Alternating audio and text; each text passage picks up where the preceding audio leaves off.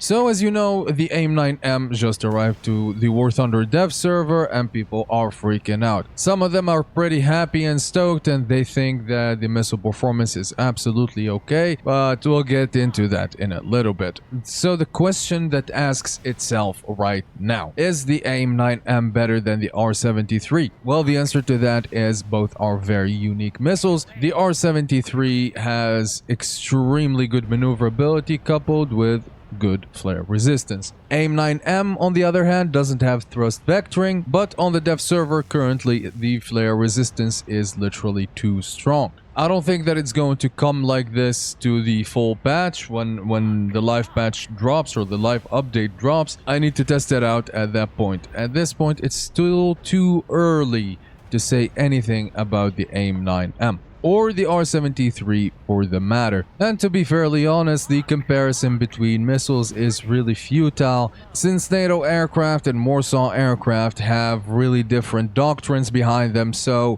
it doesn't really make sense to compare missiles like that in a specific way or in a specific manner. Every single new missile that's going to be added to the game from now on is going to be unique and strong in its way. It's going to lack in some parts and it's going to be strong in some parts. Is going to be better than some missiles and it's going to suck more than some missiles. So that's how technology works when it comes to military stuff. And for the people that are going to say, hey, War Thunder is a game, it should balance stuff out. War Thunder is trying to balance stuff out, but it is still a historical game trying to follow that historical feel, if you know what I mean. On the dev server, the missile is absolutely dodgeable, sometimes from head-on, sometimes from the back, but it's very, very inconsistent. That's why I don't want to drop any conclusions, except for on the dev server right now, the missile is really flare resistant.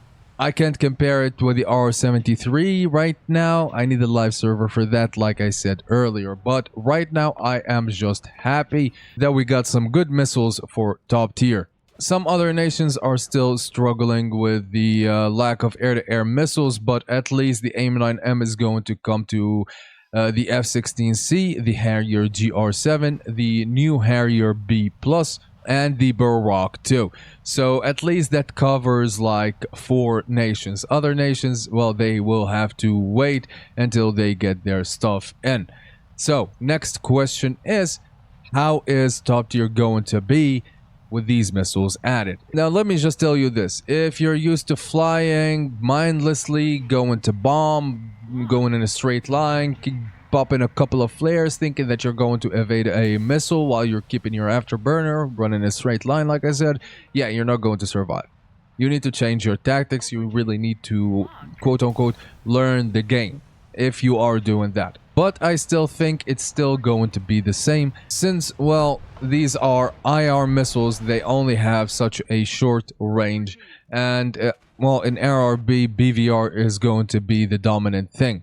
Now, with the introduction of these missiles, you really want to stay away from furballs, you really want to stay away from just, like, going in, not thinking about anything, thinking that you're going to get kills and survive and all that. No, it doesn't work like that. You're going to get smacked. You need top situational awareness now. You really, really, really need to be mindful about your situation. Like, I cannot stress this enough. Some people say that these missiles shouldn't have been introduced in the first place, that the missiles that we already had were good enough. To that I say, we have 2006 aircraft. What do you expect? This is military technology we're talking about. This is not a fair duel in the mid-centuries. Everybody will have their unique thing. Everybody will have their strong thing. And by the way, these missiles are not even strong. Wait until you see the Mecha missiles and what they can do. And the Meteor missiles too.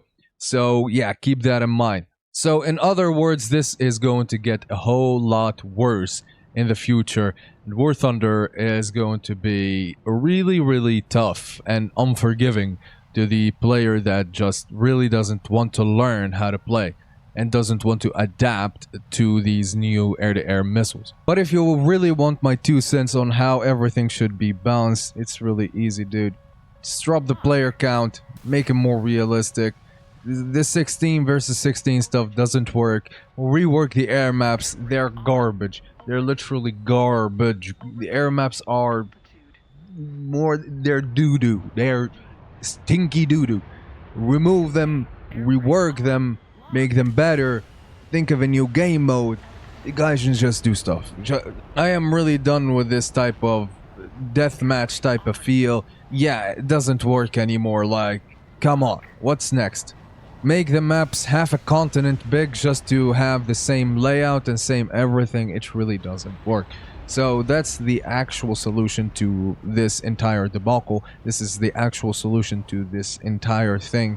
And like, if some people are freaking out about the missiles being added like this and blah blah blah, and they shouldn't be added to the first place, at some point it's going to be added. At some point it's going to be in. At some point it's going to be implemented. So it's going to arrive anyway. So at least let's identify the issues, the underlying issues with Air RB, to make everything balanced, to make everything good, to make everything workable. Instead of just complaining about, hey, this missile got added, no, we don't want this missile, no, that missile shouldn't be there, oh, other nations have this, other nations have that. That's really, really not the issue. The issue is Air RB is broken and rotten to the core. And sadly, a lot of people don't really understand that. Other than that, this is what I have to say about it. Guys, enjoy your games and have fun.